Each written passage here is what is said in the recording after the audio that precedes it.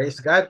Purihin po ang Panginoon. Palakpakan nga po natin ang ating Panginoon and paulanin po natin ang heart dyan. I hope that you are all doing well po. No? Good morning, good noon, good afternoon, good evening. Ano man pong oras kayo nanonood ngayon at saan man po kayong panig ngayon ng mundo, Gusto ko po kayong batiin ng isang napakagandang araw po ng linggo, isang pinagpalang linggo. Pwede po bang i-type natin sa comment section, God is good all the time, and all the time God is good. Kagaya po ng sinabi ko kanina, I hope po na lahat po tayo ay nasa mabuti po tayong kalagayan, at anuman po ang ating po mga pinagdadaanan ngayon, gusto ko po sabihin sa inyo, mas marami pa rin tayong mga bagay na dapat pong ipagpasalamat sa ating pong Panginoon. I want to welcome you sa ating pong second installment of our brand new series for the month of December, entitled Best Christmas Ever. Kitang-kita naman natin, green na green ang ating tema ngayon. Kasi po ito pong mga sandali pong ito pong season na to, sinicelebrate po natin ang kapanganakan po ng ating Panginoong Hesus. Now, last week po, nung ating pong series opener, tinanong ko po kayo, what was your best Christmas ever? What year was your best Christmas ever?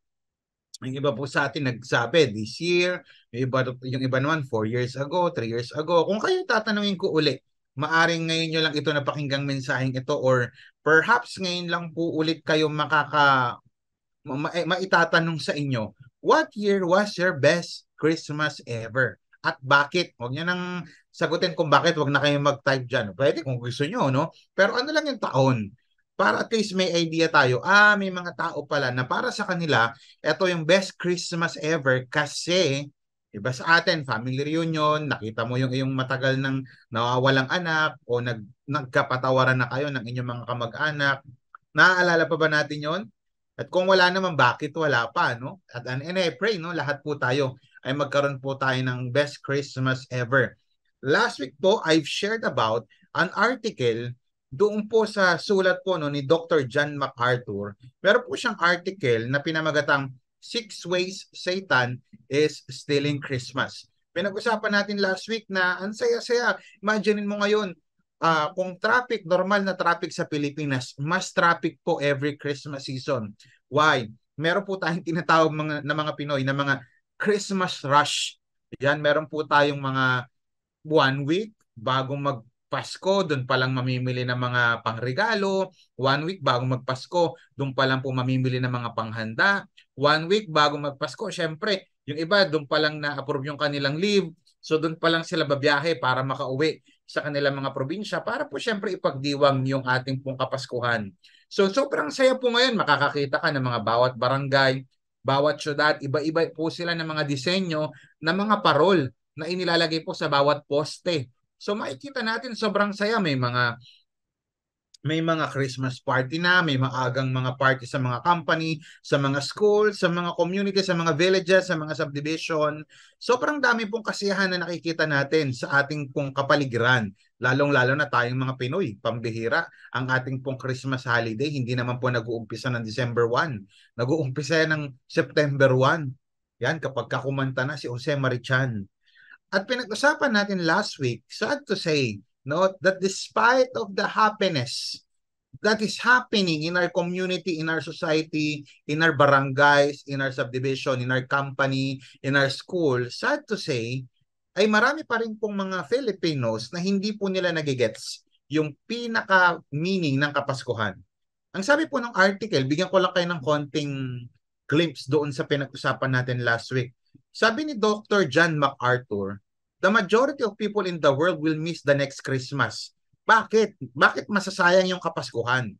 In spite of all the media promotions of Christmas, ibig sabihin, hindi naman nagkulang yung social, lalo na ngayon, yung social media. Bukas mo pala ng cellphone, Pasko na. Makikita mo yung mga kanta sa TikTok, yung mga kanta sa ng mga social media platforms, makikita mo na malapit na talaga ang Kapaskuhan. Bakit maraming makakamiss ng Pasko despite of the promotion, publicity, despite of the advertisements? Bakit? Because although many celebrate Christmas every year, sabi niya, marami nagse-celebrate ng Kapaskuhan. Tuwing Pasko, kada taon yan, most don't know what it is about. Marami po tayong mga kamag-anak, kaibigan, classmate at mga kababayan na nagse-celebrate ng Kapaskuhan, kaya lang hindi nila alam bakit sila nagse-celebrate. At majority of people will miss it because it becomes so obscure. O ibig sabihin, hidden po. Pakitype nga sa comment section, hidden. masyado na po itong tago. Lantad yung ano, yung kasiyahan, lantad yung inuman, lantad yung party, pero hidden. Hindi nakikita ng mga tao ang tunay na meaning ng Christmas. Why? Because basically, Satan has cluttered the Christian concept of Christmas with such needless paraphernalia that its true meaning is easily lost. So itinago ni Satanas yung tunay na meaning nito para sige, mag-celebrate kayo, mag-party kayo, magbigayan kayo ng regalo. Masaya yan. Masaya si Satanas. Bakit? Kasi hanggat hindi natin nakikita at nadidiscover yung meaning ng Kapaskuhan, masayang-masaya si Satanas. Pero once na na-discover mo na yung true meaning ng Kapaskuhan, masasabi mong best Christmas ever, doon siya nalulungkot. Bakit? Kasi natututunan at nababago na ng Kapaskuhan ito yung perspective mo at nakikita mo na yung true meaning nito.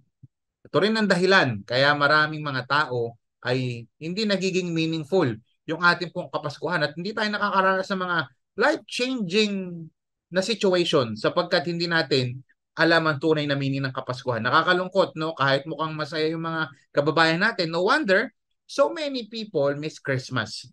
At nakakalungkot lang dahil marami po tayong kababayan ngayon na nagsasaya po sila sa maring kaparaanan. In fact, hindi na po bago yan dahil pinag-usapan natin last week. At mayroong kinalaman din yung pag-uusapan natin ngayon sa storya last week. Nung panahon ni Jesus Christ sa Bethlehem, when Jesus Christ was born, most people missed Christmas. And what can we learn from this pastor? Sad to say, marami rin pong mga tao ngayon, kagaya ng tao sa paligid ng Bethlehem and even sa heart of Bethlehem, na kung saan doon na pinanganak si Jesus Christ, marami pa rin nag-miss ng Christmas. So ganun din po sa panahon natin ngayon. Kaya nga po dito sa series natin, titignan natin bakit nami-miss ng mga tao yung Kapaskuhan. Bakit nasasayang ng mga tao yung season na ito? At paano natin bilang mga Christian, paano po natin maiiwasan itong mga pagkakamali ng mga taong masaya pero hindi alam kung bakit sila nagsasaya. Now, ito po yung pag-uusapan natin ngayon. Pwede pa rin pong maging tunay na masayang ating Pasko at pinagpala ngayong Pasko. Pastor, pwede pa ba yun? Why? Pwede. Bakit? Today, we're going to talk about celebrating a meaningful Christmas. Pakitype nga po sa comment section, meaningful. Yan, meaningful. That's right, that's correct. Kasi pwedeng nag-celebrate ka pero hindi mo nakuha yung meaning ng Christmas kaya hindi siya meaningful. Happy lang outside pero hindi meaningful. Now, I praise God sapagkat nakatutok, nakatune in ka ngayon and I want you to focus on the message of God and I want you to read with me sa Luke chapter 9 verse 19. Ito yung pinakapitigain at titignan nating verse for tonight, for today, for this afternoon because titignan natin paano nagkaroon ng meaning, paano naging meaningful ang unang Pasko ng taong ito. At hindi na tayo lalayo. Ito po yung ina po ni Jesus sa laman, si Mary. Luke chapter 2 verse 19. But Mary treasured up all these things and pondered them in her heart. Now, pag-usapan natin yung context nito. Itong verse 19 na ito, part ito ng pinag-usapan natin last week. Kung mapapansin po ninyo, pinag-usapan natin last week ay nasa Lucas 2. Luke chapter 2 yun. Pero yung pinag-usapan natin last week, nag-umpisa tayo sa verse 8. Pero kung titignan nyo po yung pinaka mas malawak na context nito, yung buong chapter 2 mula verse 1, may kita natin na bakit humantong sa ganito. Yes, prophecy yan na sa Bethlehem isisilang si Jesus. Pero nakumpisa yan sa verse 1 na kung saan si Caesar Augustus, yung first Roman emperor, na nagkaroon siya ng census, nagkandak siya ng census. Ibig sabihin, pinapatala niya, nagkaroon ng talaan yung mga tao nung unang panahon under ng Roman Empire. So basically, ang purpose ng census na yan, kung titignan ninyo sa context yan, sa verse 1, ay patungkol sa military and taxation. Dalawa po ang meaning yan. Military, bakit tinitignan nila sino yung mga pwede nang itala sa military training. Basically, ang pwede lang diyan ay mga Gentile. Pero itong mga Hudyo, Bakit sila kailangan magpatala? Hindi para isama sila sa military, kundi para sa taxation purposes. Tataksan kasi sila, hindi exempted ang mga Hudyo sa military service. Now, nagre-register sila para, alam mo, magtatax kasi sila.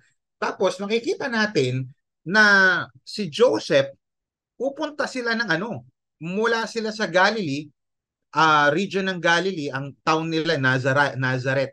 Kaya nga si Jesus Christ, 'di ba? Jesus of Nazareth, kasi si Jesus Christ basically isinilang siya sa Bethlehem pero pinalaki talaga siya sa Nazareth. So magre-register sila doon, kaya lang inabutan ng panganganak si Mary. At si Mary, hindi siya kung saan-saan pinanganak, hindi sa hotel, hindi sa motel. Pinanganak po siya sa isa pong manger. Why? Because ang sabi po ng verse 7, kung babasahin po ninyo ang Bible, because there was no guest room available for them.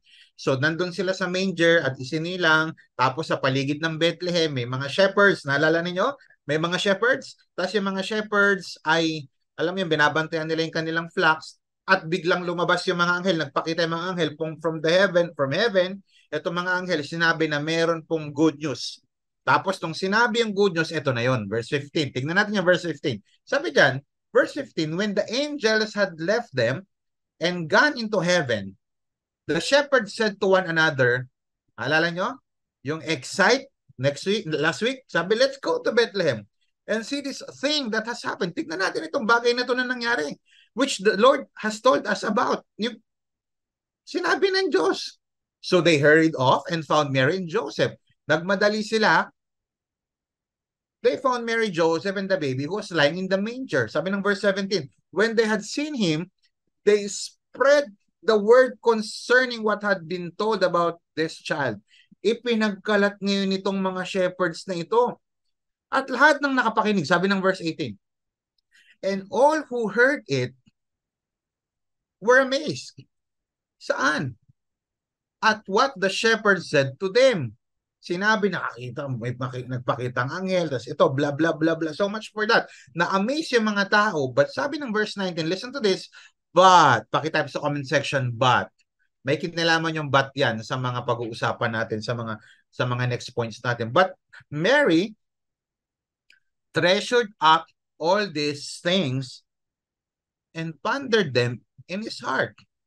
Imagine mo yung reaction ni Mary. Listen to this. Itong reaction ni Mary sa mga pangyayari na ito patungkol sa birth o kapanganakan ni Jesus ay nagtuturo sa atin kung paano ang Pasko, listen, itong Paskong event na ito, yung Paskwa, yung unang pagparito ng Diyos na nagkatawang tao sa katauhan ni Jesucristo, na nagtuturo sa atin kung paano ang Pasko ay maaaring maging isang life-changing and meaningful experience para sa atin.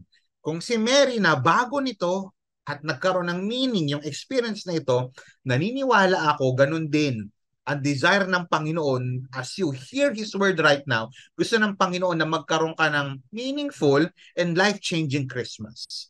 Join me tonight, today, this afternoon. Anong oras naman kayo nanonood? Saan man po kayong panig ng mundo? Samahan niyo po ako sa ating pong talakayin o sa ating topic entitled Mary's Christmas.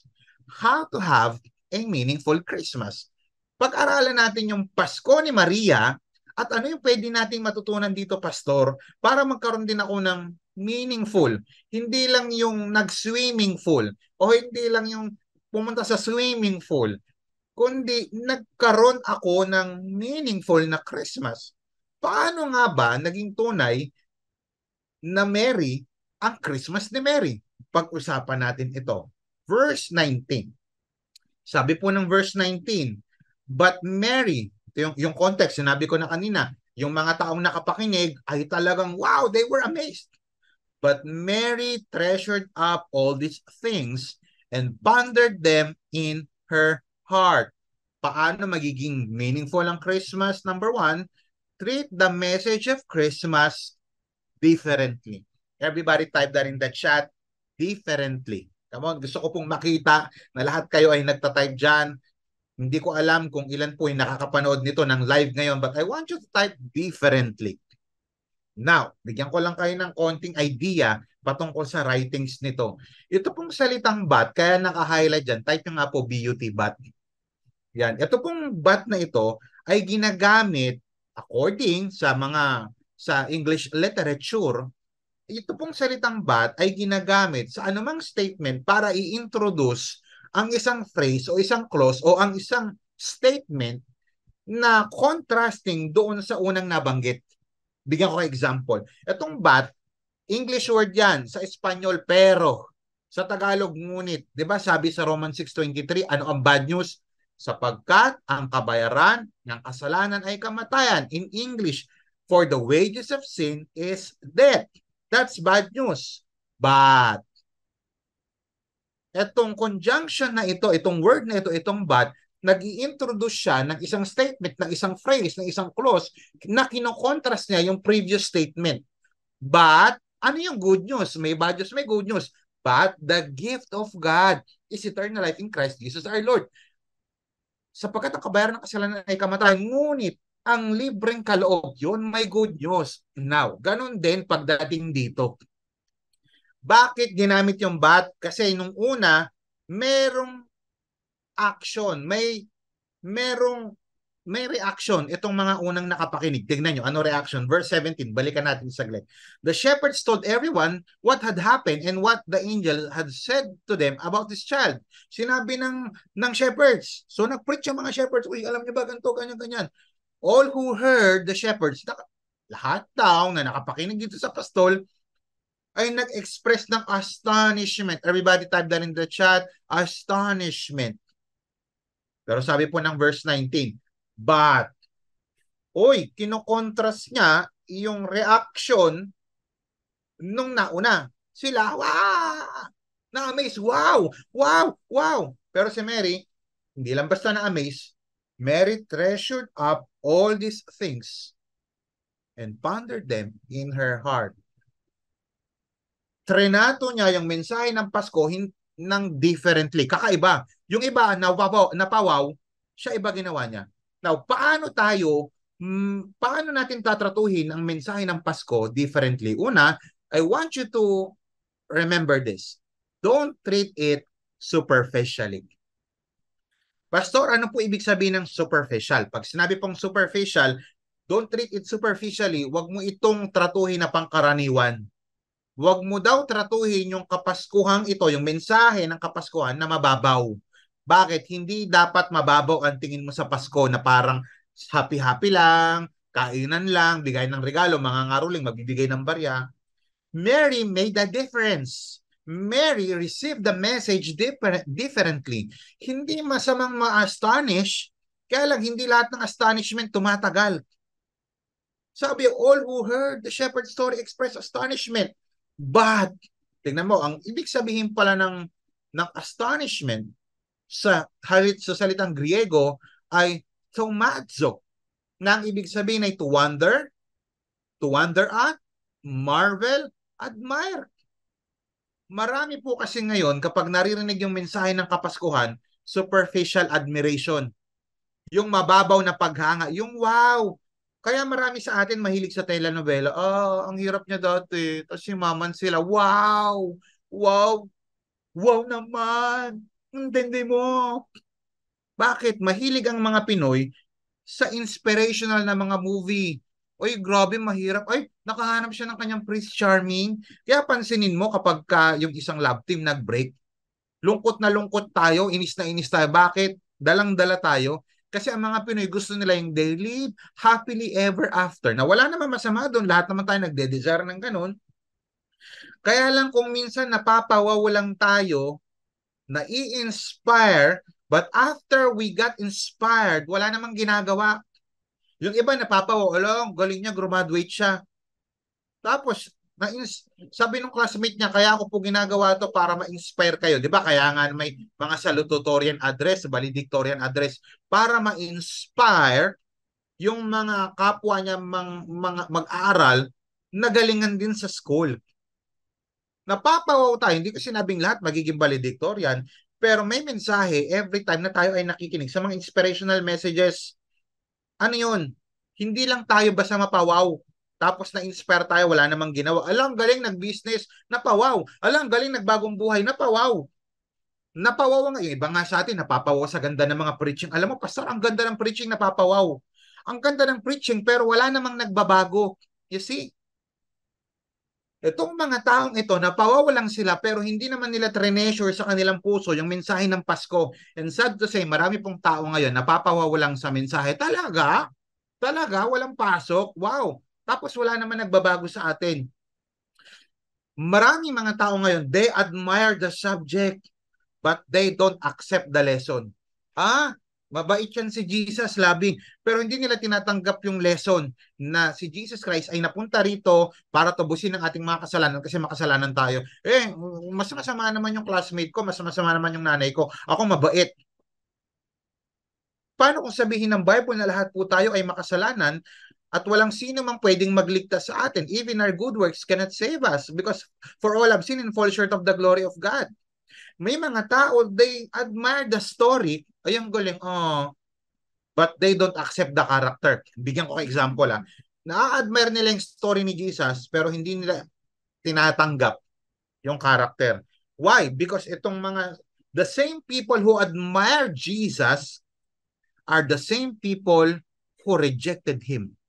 Ulitin ko, by this time, maraming namamangha sa baby na yan. Wow, ang galing! Pero itong mga taong ito na seemingly tumatanggap kay Jesus sa mensahe, sa latter part ng ministry ni Jesus, those people will reject Him. Let me give you an example. Luke chapter 4 verse 22. All who were spoken well of Him and were amazed, all who were theirs spoke well of Him. Galing nito By the way, in Luke chapter 4, matanda na po dyan si Jesus. May edad na po dyan si Jesus. Nangangaral na si Jesus Christ dyan sa kanilang mga synagogue. All who were there spoke well of Him. Galing And were amazed by the beautiful words that fell from His lips. Na-amaze sila, napapawaw sila sa mga mensahe na lumalabas sa labi nito ni Jesus. Sabi nila, how can this be? They asked, isn't this Joseph's son? Yun lang. Ang galing Pero paano nangyari yun? Anak lang yan ng karpintero. Kaya sabi ni Jesus Christ, kung tatalong ka sa verse 24, but I solemnly declare to you that no prophet is accepted in his hometown. As a matter of fact, itong mga taong ito na naglalagay ng palaspas sa daanan ni Jesus Christ when He was riding a donkey papasok sa Jerusalem was the same people who shouted. Yung una, Hosanna, Hosanna to the highest. Sila rin yung mga same na tao na nag-reject kay Jesus Christ. Crucify Him, crucify Him. Sabi ng verse 28 to 30, this remark stung them fury. Stung them to fury. Nagalit sila sa preaching ni Jesus Christ. And jumping up, they mobbed Him and took Him to the edge of the hill. Una na-amaze Pero kapag ka nire-real talk na, kapag ka nagre-require na si Jesus Christ ng change, nagre-require na si Jesus Christ to live a different kind of life. Follow me. Anong ginawa nila? And took Him to the edge of the hill on which the city was built. Sa edge ng hill, ibig sabihin parang bangin ito. To push Him, yun na nga, to push Him over the cliff. Itutulak si Jesus. Bakit? Una, ang ganda. Anak lang yan. Karpentero lang. Anak lang ng karpentero yan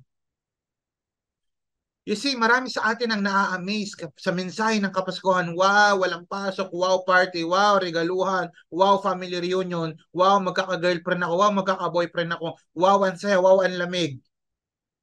Pero kapag nagre-require na yung Bible na kapag gusto mong tanggapin ang Kapaskuhang ito, yung tunay na meaning, it will require you to change.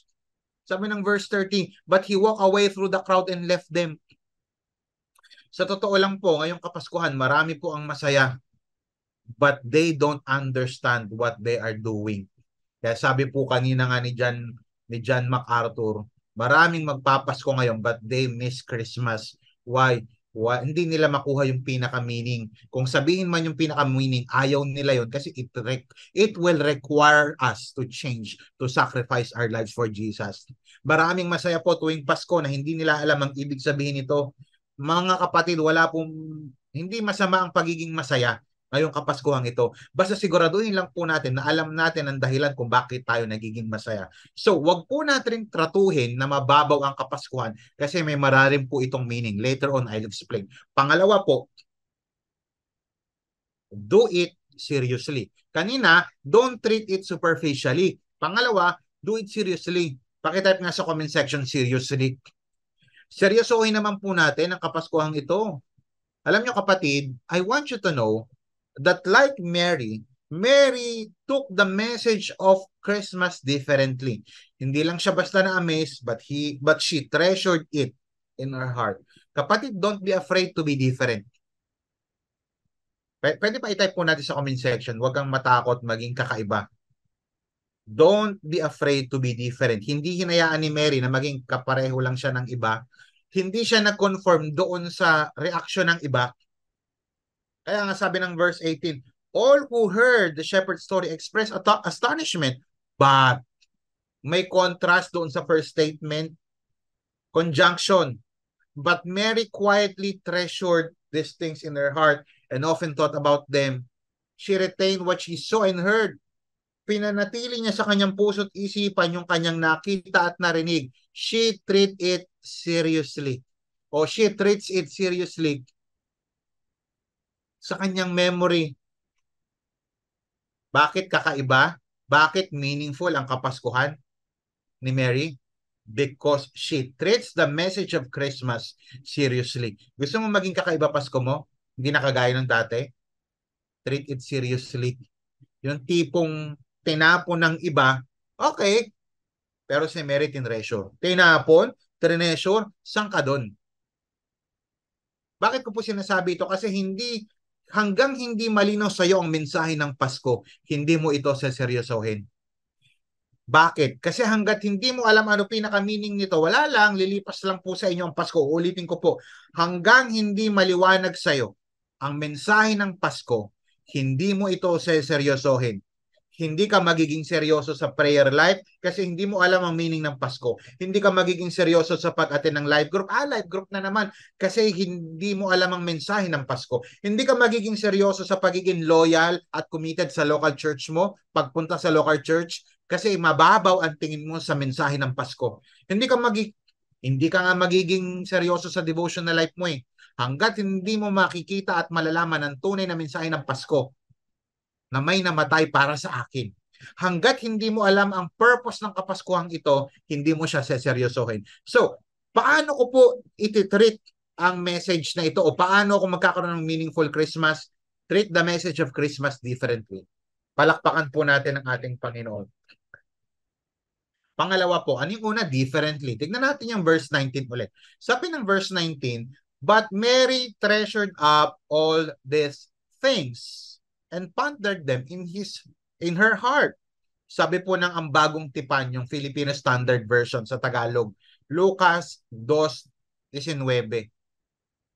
Pinahalagahan ni Maria ang lahat ng mga ito sa kanyang kalooban at pinagbulay-bulayan. Yung pondered po sa Tagalog, pwede natin gamitin yung pinagbulay-bulayan. So ano po yung point number 1? Treat the message of Christmas differently. Pangalawa, treasure the message of Christmas dearly. Yung kanya treat differently. Ngayon naman, treasure dearly.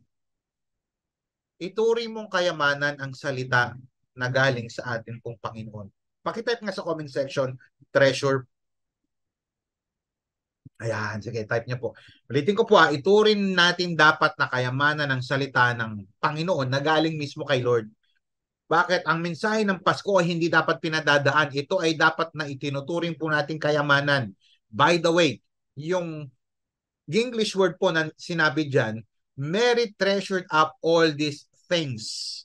Sa iba pong translation, ginamit po yung treasured these things. Pero sa ibang translation, treasure these words. Yung mga salita, yung mga bagay, yung mga salita. In other words, in other translation, kagaya ng sinabi ko kanina, and Mary treasured these things. Sa iba pong translation, and Mary treasured these words. Yung salita pong words dyan, ay lalabas po ang salitang rema o rema.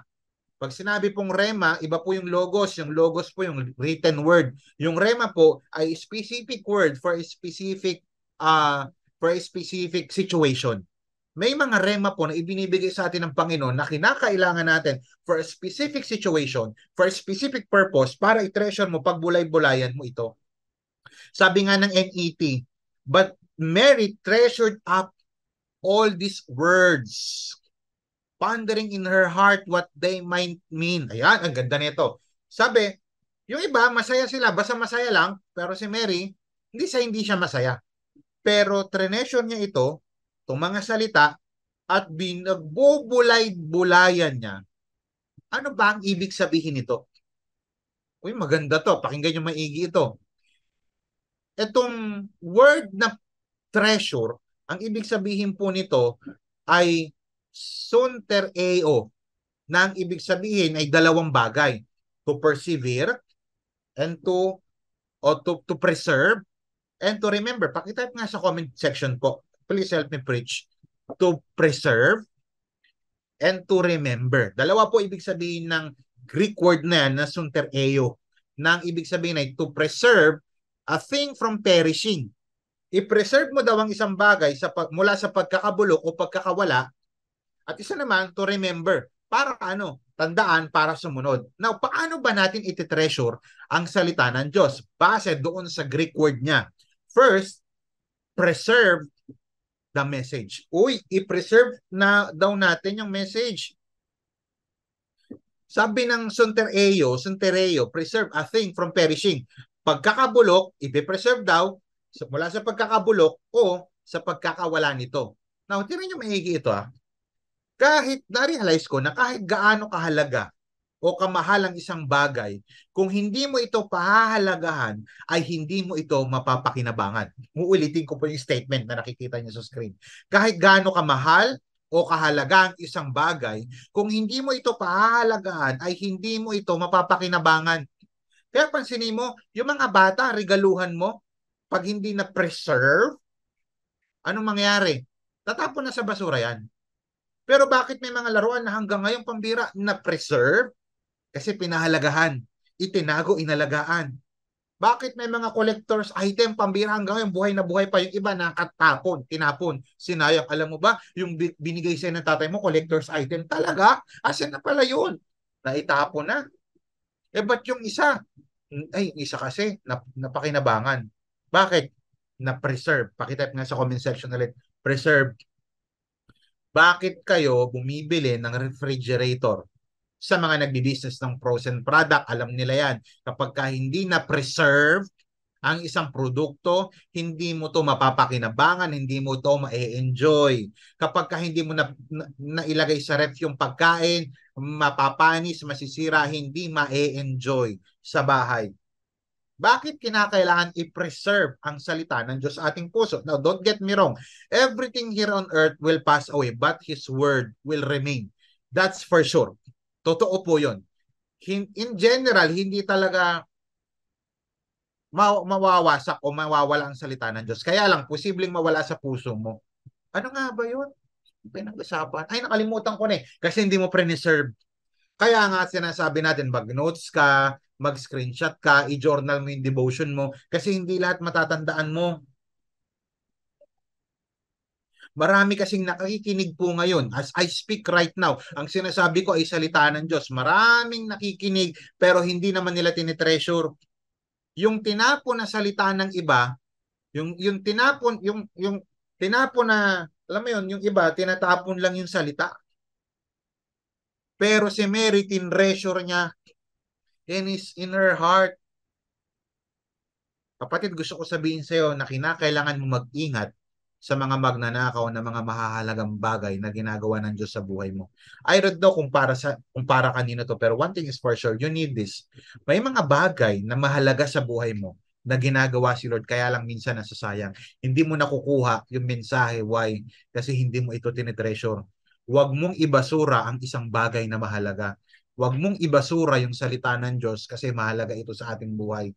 The Word of God, ito ang ginagamit ng Panginoon, yung salita niya for us to grow, for us to be corrected, for us to be rebuked, for us to be redirected, for us to be encouraged. Kaya huwag mong sayangin every time na may nagtutok sa harapan mo o sa gadget mo ng Word of God. Kasi itong mga salitang ito ay ginagamit ng Panginoon para mapakinabangan mo sa buhay mo. Uulitin ko, kahit gaano kamahal ang isang gadget, ang isang bagay, o gaano kahalaga ang isang bagay, kung hindi mo ito papahalagahan, hindi mo ito mapapakinabangan. No wonder ang daming preaching Kung titignan niyo yung social media page natin, ang dami na natin preaching na hindi napapakinabangan ng iba kasi hindi nila tinitreasure. Oh, ngayon, once na na-preserve mo na, dapat i-preserve notes mo. Sulat mo, i-save mo. Mag-take down notes ka sa cellphone mo, sa notebook mo. Why? Kasi someday kakailanganin mo yan. Remember na ang panlaban natin sa mundong ito ay ang salita ng Diyos. Remember that we are not fighting against blood and flesh. We are fighting in the Spirit. So kinakailangan natin ng Espiritu Santo, kinakailangan natin ng salita niya. Hindi sa lahat ng panahon malakas ka. Darating ang punto kakailanganin mo ang salita ng Diyos. Kaya lang, paano mo mababasa ito kung nakalimutan mo na? Paano mo magagamit ang sword of the Spirit? Pangalawa, ano po yung una? We need to persevere the message. Pangalawa, practice the message. Preserve. We need to preserve the message. Pangalawa, practice the message.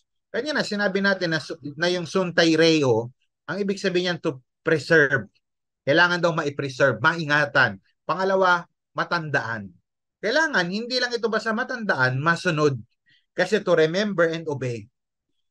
Hindi lang ibig sabihin nito ay dapat tandaan natin yung salita ng Diyos. Oh, alam ko yan. Marami kasing even si Satan, pakinggan nyo maigi ito. Even si Satan, kabisado niya ang salita ng Diyos. Pero wala siyang intention sumunod. Kung ikaw, kabisado mo ang salita ng Diyos, tas wala kang intention sumunod, teka, edi parehas lang kami, pastor, ni Satanas. Exactly. Kasi ang intention natin dito, every time na nagbibigay tayo ng mensahe, hindi lang ito basta makapakinig, kundi dapat sundin. Kasi kung hindi natin susundin ito, edi parehas lang tayo ni Satan. Si Satan kasi alam din ang salita ng Diyos pero wala siyang intention sumunod. Dito, sa context nito, it means to remember, listen to this, with the intention to obey. Tignan natin saglit yung Luke chapter 28 o 11 verse 28. Blessed rather those who hear the word of God and obey it. Sa Tagalog, subalit sinabi niya, higit na pinagpala ang mga nakikinig at sumusunod sa salita ng Diyos. Sino po yung blessed? Ang blessed po yung mga nakikinig at sumusunod sa salita ng ating Panginoong Diyos. Sila po ang mga tunay na pinagpala. Ano pa? Santiago 1:22 o James 1:22. Be doers of the word and not hearers only. Otherwise, you are deceiving yourselves. Sabi sa Tagalog, huwag lang kayong maging takapakinig ng salita ng Diyos. Nakikinig lagi, amen ng amen. Sundin nyo ang sinasabi nito. Ulitin ko, wag lang kayong maging tagapakinig ng salita ng Diyos, kundi sundin ninyo ang sinasabi nito, dahil kung hindi, dinadaya nyo lang ang sarili nyo. Gaano karaming tao ngayon, dinadaya lang nila ang kanilang mga sarili. Bakit? Kasi napapakinggan, pero hindi nila ina-apply ang salita ng Diyos.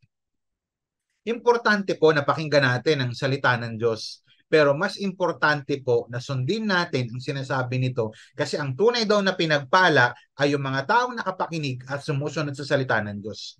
Walang masamang makinig, okay yun. Pero dapat yung ating listening, listen to this, dapat yung ating listening will lead us into obeying. Yung yung listening should lead us into obeying. Hindi pwedeng nakikinig lang kasi hindi susunod. Ang totoong nakinig, may pagsunod. Pastor, paano ko mami-measure yung effectiveness ng aking pagbabasa o pakikinig ng salita ng Diyos? Alam mo kung saan mo makikita yung effectiveness ng pakikinig at pagbabasa mo ng salita ng Diyos? Makikita mo yung effectiveness nito kapag may effect na ito sa behavior and attitude mo. Malalaman mo ang effectiveness ng pananampalataya mo, yung pakikinig mo sa salita ng Diyos kapag may effect na ito sa attitude and our behavior. Kaya importante, hindi lang basta i-treasure, i-apply natin sa ating mga buhay. Mary has true treasure. Si Mary po, meron po siyang totoong kayamanan. Ngayong Pasko, wala ka mang regalo. Gusto ko sabihin sa iyo na ang tunay na Kapaskuhan ay yung matanggap natin ang tunay na mensahe ng Paskong ito. And that is the good news. Jesus dying on the cross because we cannot pay the penalty for our sins. Remember that we are all sinners and the payment for our sin is death, separation. Christ died for you. Christ died for me. Sabi ng Bible sa Romans chapter 5 verse 8, while we are still sinners, Christ died for us. And we can only be saved through faith in Jesus. Kung gusto mo maging masaya, you want to have a different kind of Christmas this season, i-treasure mo ng totoo yung mensahe ng Pasko at i-apply mo ito sa ating buhay. Preserve and practice. Namnamin, pakinggan, i-treasure, isulat, tapos after nun i-apply. Kasi ang tunay na pinagpala ay yung mga marunong mag-apply at sumunod sa salita. Balakpakan po natin ang ating Panginoon. Praise God. Pangatlo po, sa verse 19 pa rin tayo, but Mary treasured up all these things, pinahalagahan, and sabi ng Bible, and pondered them in her heart. Pag sinabing pondered, pinagbulay-bilayan, pinag-isipan, iniisip niya. Pangatlo po, think about the message of Christmas deeply. Ay, napakaganda po nito. Ano yung una? Treat differently. Pangalawa, treasure dearly. Pangatlo, think deeply. Uy, mabigat ito. Ano ibig sabihin niyan, Pastor? Think about the message of Christmas deeply. Malalim. Sabi ko kanina, hindi ang pagtrato natin sa mensahe ng Kapaskuhan, hindi superficial, hindi mababaw, hindi pangkaraniwan, malalim dapat. How to have a meaningful Christmas? Ponder the message of Christmas deeply. Pagbulay-bulayan. Ano ibig sabihin ng pagbulay-bulayan? To ponder means at least two things. Una, think about it rationally. Everybody say rational. Pag sinabi pong rationally, it means able to think clearly. Pag sinabi, uy, mag-isip ka nga, yung rational thinking, ang ibig sabihin niyan, malinaw na pag-iisip, pag-iisipan mo, sensibly, sensitibo mo itong iisipin, logically, bakit kaya? 1 plus 1, and reasonably. I believe mga kapatid, isa sa mga aspeto ng personality ni Mary na ina sa laman ni Jesus Christ na ipinakita sa verse na ito na kadalasan tayong mga Christians ay hindi natin napapansin. Alam niyo yun? Pakitype nga sa comment section. Ano po? Isa sa mga personality ni Mary na ipinakikita sa mga verses sa Bible na kung minsan hindi natin napapansin ay ang kanyang pagiging great thinker. Mary was a great thinker. Why? Paano mo nasabi, Pastor? Because Mary frequently presented in the Bible as pondering things or reflecting. Mary is reflecting things over, thinking them over and over. Lagi nga nag-iisip yan, wala nang alak. Yung wedding sa Cana, yung wedding in Cana, wala na. Sabi, ay, naiisip niya yan eh. Yung mga nanay ganyan, ano? Bakit ganito? Bakit ganyan? Nag-iisip sila. Isa sa mga magandang karakteristik ni Mary is that she was a great thinker. Ito pong word na ponder indicates, listen to this, indicates that she kept coming back to these thoughts in an intense way. Basically, ang ibig sabihin po ng pondered sa salita pong Griego ay sumbalo. Ano po yung sumbalo? Yan po yung attention. Yan ba yun? Pakitype nga sa comment section. Tulungan nyo nga ako mag-joke effectively. Pastor, sundalo po yun. Ayan. Baka nagjo-joke po ako, pwede po mag-joke. Yung salita pong ponder sa Greek ay sumbalo na ang ibig sabihin ay to combine, to consult, dispute. Uy, to consider, yan po ibig sabihin yan. To combine. Ano ibig sabihin nun? To unify one's thoughts in a rather intense way. Ibig sabihin, basically, kinoconsult niya to. Kaya nga, di ba, Mary pondered it in his heart. Ibig sabihin, Mary was analyzing deeply kung ano ba itong mensaheng ito. Ano bang nangyari ito? Meron siyang panahon to connect the dots. Yun yun. Bakit kaya ganito? Nasubukan niyo na ba yan? Yung hindi maalis-alis sa isip niyo. Bakit kaya ganun? Ano ba nangyari? Yan. Hindi, listen, what can we learn from this? Marami po kasi sa atin ngayon, basta na lang nag-judge ganyan yan. Kaya ganyan yan, ganyan yan. Hindi mo na natin i-connect yung dots. Sa totoo lang, makinig ho kayong maigi. Ang pinaka-judgmental na tao o mga tao sa mundo ay yung mga walang alam. Why? Kasi magja-judge naman sila na wala silang alam sa buhay ng ibang tao eh.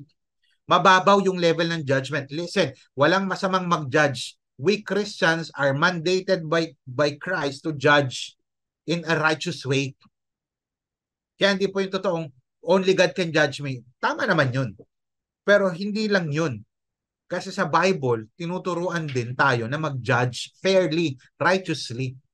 Kaya lang, yung ibang tao, ang babaw ng level ng judgment. Kapag may nangyaring bagay, kaya ganyan yan, kasi ganito.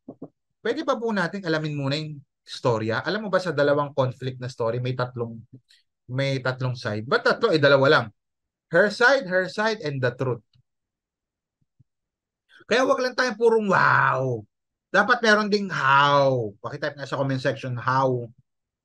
Wag lang puro wow. Dapat meron din tayong why. Hindi yung, oh, okay. Hindi na ako nagtataka. Bakit? Because as you have observed, in our society right now, it's easier to feel than to think. Mas madaling kiligin kaysa mag-isip. Kaya pansin yung iba, kinilig ako, kami na. Pinag-isipan mo ba? Hindi, basta kinilig ako. Ang galing niya. Mag-i-invest na ako. Tapos, pinag-aralan mo ba yung investment na yung negosyo niyan? Hindi, kasi, basta na-touch ako eh. Why? Kaya maraming nai-scam ngayon sa pag-ibig, sa negosyo, ano pa, sa relationship, sa pag-aaral, kasi maraming tao ngayon ang nakabase sa nararamdaman nila at hindi nila ito pinag-iisipan. Tama naman na maramdaman natin, ang sarap. Pero dapat balansehin natin yung feeling sa thinking.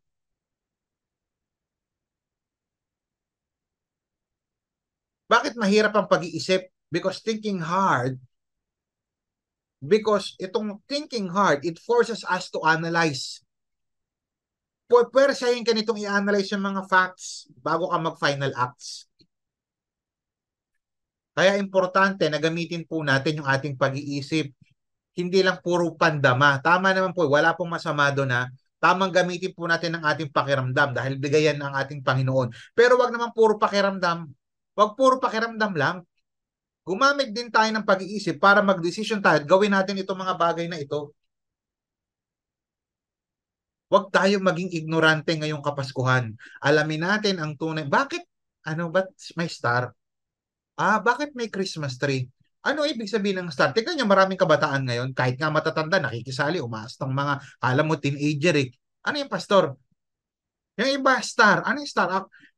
Ay, hi, beautiful. Pwede bang ikaw maging star ng Pasko ko? Akala nila yung star, para magka-girlfriend, boyfriend, pwede ba ikaw maging star ng bahay namin? Wala na kasi yung asawa ko, iniwan ako eh. Kaya may star, si Jesus po ang star ng Pasko. Kaya marami sa atin nagsiselebrate sa hindi tamang kaparaanan, ignorance. Pakitype sa comment section, ignorance. Sabi ni Martin Luther King Jr., sabi niya, nothing in the world is more dangerous than sincere ignorance. Yung sincere ka, yung mabait ka, pero ignorante ka, ang dami pong ganyan.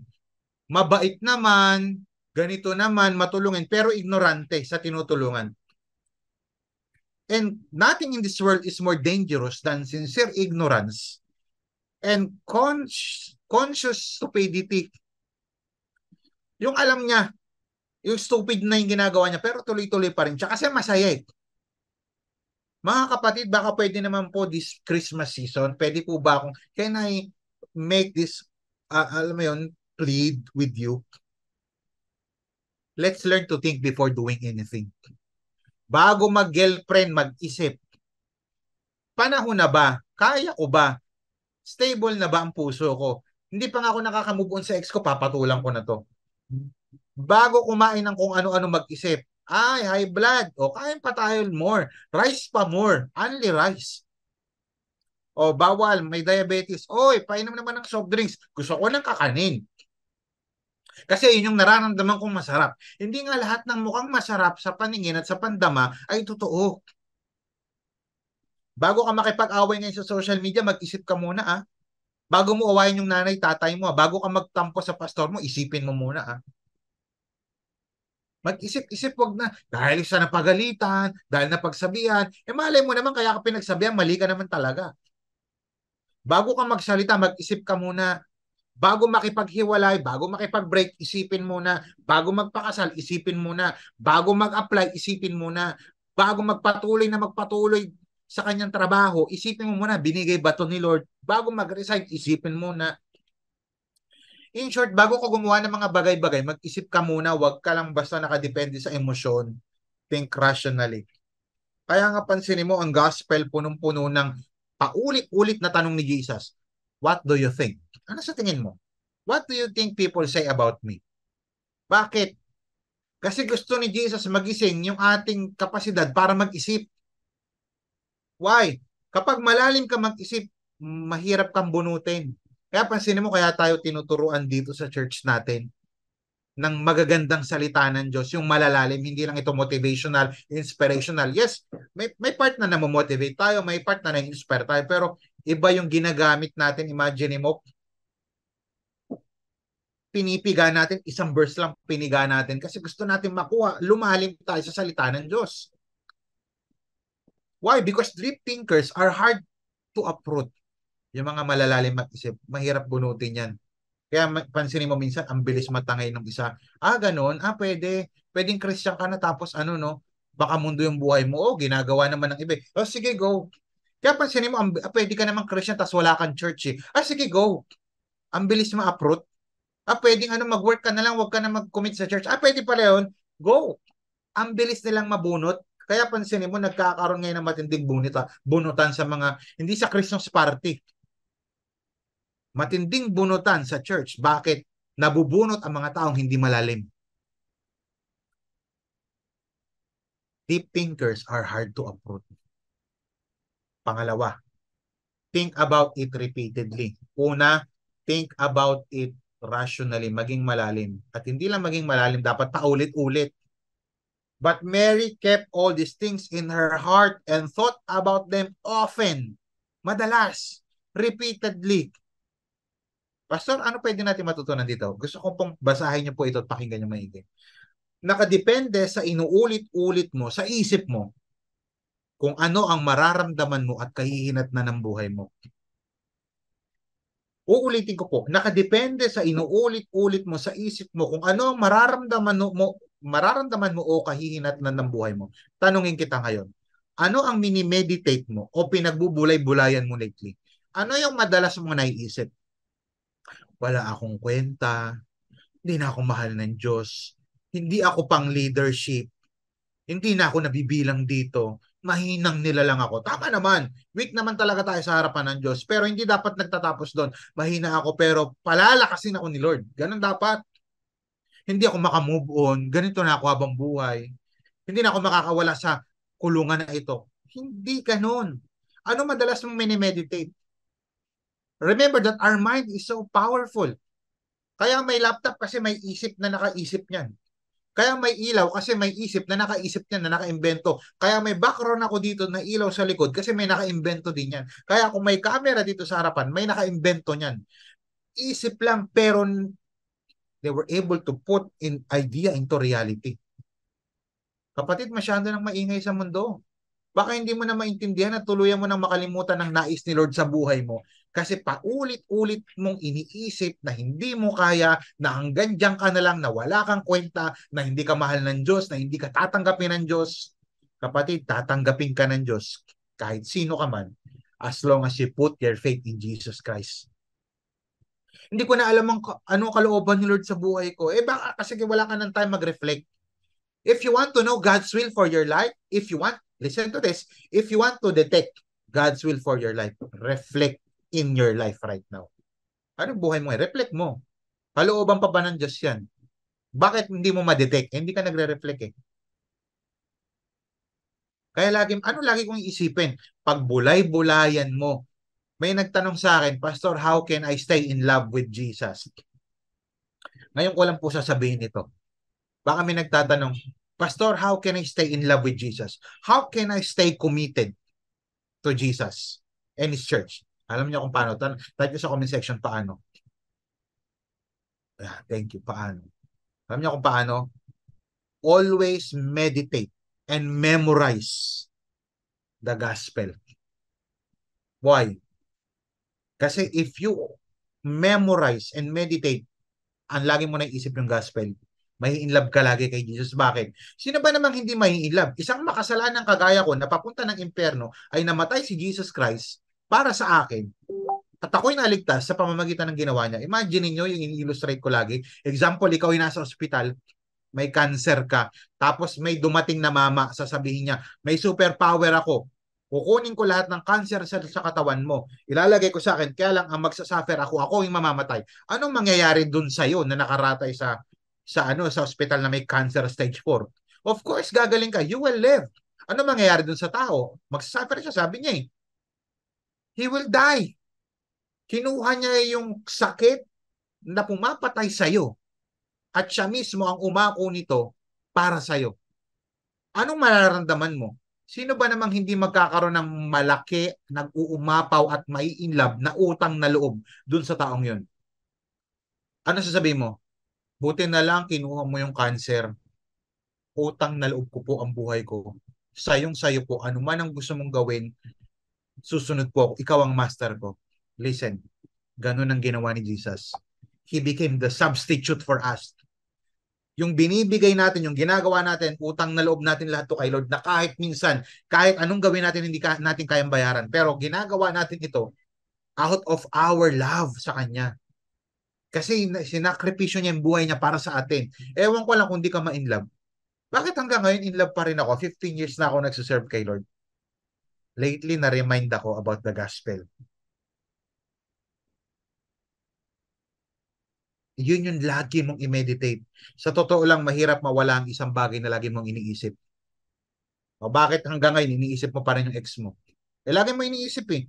Bakit hindi nawawala sa bukang bibig mo yung ex mo? Alam mo, ang favorite niya kare-kare. Iba naman, alam mo, dito namin gusto pumunta. Ba't naaalala mo? Ba't hindi nawawala? Lagi mo pa rin iniisip eh. Kung gusto mong mawala ng isang bagay sa buhay mo, edi wag mo isipin. Surrender it to God. In conclusion, how to have a meaningful Christmas? Tratuhin ang mensahe ng Pasko differently. I-treasure ang mensahe ng Pasko dearly. Isipin ang mensahe ng Pasko deeply, malalim. But Mary, sabi ng last verse, but Mary treasured up all these things and pondered them in her heart. Tanungin kita ngayon, kamusta ang puso mo? Anong laman nito? Pera, trabaho, overtime, yung pasok mo mamaya, yung pasok mo bukas, yung pag-aaral mo, yung tuition mo, yung babaeng minamahal mo. Walang masamang isipin yun, pero dapat hindi yun ang nagro-rule ng buong buhay mo. Kamusta puso mo? Iniisip mo ba balagi yung gospel? Iniisip mo ba balagi yung mensahe ng Kapaskuhan? Bakit ko sinasabi ito? Bakit ko kinakamusta yung puso mo? Kasi malaki po ang kinalaman ng laman ng puso mo kung ano ang kahihinat na ng buhay mo. Tandaan niyo po yan. Ulitin ko po. Malaki ang kinalaman ng laman ng puso mo. Sabay-sabay po natin basahin. Malaki ang kinalaman ng laman ng puso mo kung ano ang kahihinat na ng buhay mo. Bakit ganyan ang buhay mo ngayon? Baka yan ang laman ng puso mo. Bakit puro ka curse? Sinasabi mo, blah, blah, blah, blah, blah, blah, blah. Baka yan ang laman ng puso mo. Out of the abundance of your heart, your mouth speaks. Bakit ganito ang buhay ko? Baka yan ang laman ng puso mo. Bakit kapayapaan ang lumalabas sa bibig ko? Baka si Jesus Christ ang laman ng puso mo. I pray na ang mensahe pong ito ay nagbigay sa atin ng napakagandang perspective patungkol sa Kapaskuhan ito. Tratuhin natin na kakaiba ang Pasko. Hindi ito ordinaryong celebration lang. Hindi ito ordinaryong birthday lang. Birthday ito ng isang manunubos. I-treasure mo yung mensahe na to dearly. Wag lang yung kung kani-kaninong message ang pinahahalagahan mo. Practice natin itong mensaheng ito. I-preserve natin yung mensaheng ito. At pagbulay-bulayan natin ito, yun dapat yung lagi nating naiisip. Make Jesus the treasure of your heart. Sino ba ang pinaka kayamanan ng puso mo. Dapat si Jesus Christ lang. At kung hindi pa si Jesus Christ, ang laman ng puso mo, ang kayamanan ng puso mo, baka hindi mo pa sinusuko yung puso mo sa Give your heart back to Jesus. Ano yung mga bagay na pinapasurrender sa'yo ni Lord ngayong 2023 bago tayo mag-move on sa 2024? Ano yung mga dapat palitan? Kasi baka may mga, baka yung treasure wala na sa loob na, sa labas na. Kasi hindi mo na pinahalagan at ang pinapasok mo na basura. Mga basurang sumisira sa puso mo, sa isip mo at sa perspective mo about life.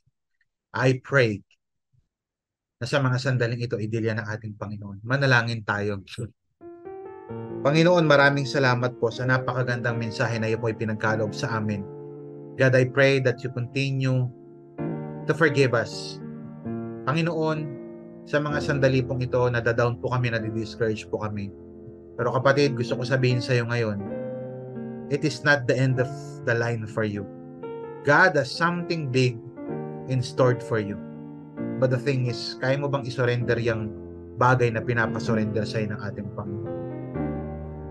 I pray na tratuhin mo tong mensahe ng Paskuhang ito na panahon ng Kapaskuhang ito. Yung mensahe ng Kapaskuhang ito, nakakaiba. Hindi mababaw, hindi ordinaryo, kundi seryoso. I-treasure mo itong mensahe ng Kapaskuhang ito dearly. I pray na i-preserve mo ito. Lagi mo siyang namnamin sa pusong isipan mo. Lagi mong i-memorize, isipin, i-practice mo ito. I pray that you always think the message of Christmas deeply. Yung malalim. Kapatid, huwag tayong maging mababaw. Ang gusto ng Panginoon, dadin niya tayo sa malalim na part. Kasi nasa malalim na part ang blessing. Kagaya ng isang mangingisda, ang huli ay nasa malalim at hindi sa mababaw. God wants you to think deep and to love Him deeply. Kapatid, huwag mong babawan lang ang pagmamahal mo sa Diyos. Laliman mo. Laliman mo ang commitment mo. Laliman mo ang pagmamahal mo. Laliman mo ang katapatan mo. Laliman mo pa ang iyong pagsaserve kay Lord. At siya na ang bahala para sa malalim mo rin na pagpapala. Maraming salamat po, Panginoon Diyos. Binabalik po namin lahat ng papuri, parangal, pagsamba, kaluwalhatian. At kung ikaw naman ngayon, ay gusto mong isuko ang buhay mo sa ating Panginoon, Lord, how can I enter heaven? How can I experience through Christmas? Simple lang. We are sinners and the payment for our sins, ang kabayaran ng nagagawa nating kasalanan ay separation o kamatayan. We are all bound to hell. Papunta ang lahat ng taong mamamatay sa impyerno. Buti na lang may good news. Jesus Christ died on the cross for our sins. Siya yung tumubos. Siya yung kumuha ng mga kasalanan, nagbayad sa mga kasalanan, nagkukos ng ating spiritual na karamdaman, yung spiritual cancer natin na tinatawag na sin. At maliligtas ang isang tao sa pamamagitan ng kanyang pananampalataya kay Jesus. Hindi dahil sa siya'y mabait, hindi dahil siya may religion, hindi dahil nagbibigay siya ng pera, kundi dahil nanampalataya siya sa ginawa ni Jesus Christ sa krus ng Kalbaryo. Kung ikaw ay nauunawaan mo ang mensahe, we are sinners, the payment of sin is death, Christ died for us, and we can be saved through Jesus Christ, through faith in Jesus. Sabihin mo lang, Panginoon, salamat sa mensaheng ito. Salamat dahil kahit na ako'y makasalanan, namatay ka para sa akin. At Lord, ngayon po nananampalataya ako, naalay ko ang aking buhay, isinusuko ko ang aking buhay, at simula ngayon, tulungan niyo po ako na mamuhay para sa inyo lamang dahil nananampalataya ako hindi sa mabuti kong gawa, kundi sa ginawa niyo po sa krus ng Kalbaryo. Salamat po, Panginoon. Pinupuri ka namin, pinasasalamatan, sinasamba, dinadakila sa ngalan ng Ama, ng Anak, at ng Espiritu Santo. Ang lahat ng anak ng Diyos ay mag-type ng Amen and Amen. Praise God! Dadako na po tayo sa ating pong pagbibigay. Ito po ang ating pong pagbibigay. Nag-launch na po tayo last November ng ating pong expansion, Amazing Expansion 2024, na kung saan ang layunin nitong fundraising program natin ito. For 7 months po ito, matatapos po ito ng June 2024. Ang goal po natin mag-raise up ng 150,000 pesos because our prayer, hindi lamang ng inyong pastor, kundi ng mga leaders natin dito, is for us to move to another place. Place that is more bigger, more comfortable, na kung saan makakasamba tayo ng maayos. So kung tinatouch ni Lord ng heart mo na mag-offer ng donation, na magbigay ng support dito sa ministry na ito, lalong-lalo na sa ating Amazing Expansion 2024. Ilalagay po ng ating mga ushers, ng ating staff, yung link sa baba kung paano po kayo magre-register at kung paano po kayo makakapagbigay dito po sa ating pong Amazing Expansion 2024. Pag-pray niyo po ito kay Lord kasi meron pa naman tayong 7 months. Next year pa ito, pero kung gusto mo on a monthly basis makatulong ka dito, then you are dearly welcome sa ating pong fundraising na ito. Pastor, hindi po ako dito nag-church. Pwede po ba akong magbigay? Pwede. Doon sa expansion para makatulong ka po bilang aming kapatid sa pananampalataya. At sa atin naman po mga kapatid sa pananampalataya, andirito po ang ating pong GCash number. Bigay po natin yung ating mga obligation and alam niyo yung ating mga tithes and offering sa ating pong local church. Pagpalain po kayo ng Panginoon. See you again next week. Napakaganda ng pag-uusapan natin. And I want you to invite and be excited because I believe ang mensahe po ng Kapaskuhan na hindi lamang nalilimitahan dapat ng iilan. Lahat ng pwede nyo pong i-invite, ay i-invite nyo po next week because I'm gonna preach a very, very inspiring and challenging and life-changing message coming from His Word. This is Pastor Paul of Amazing of Crossover Marikina Campus na nagsasabing, God bless you and pagpalain tayo ng Panginoon sa lahat po ng ating ginagawa. Bye-bye.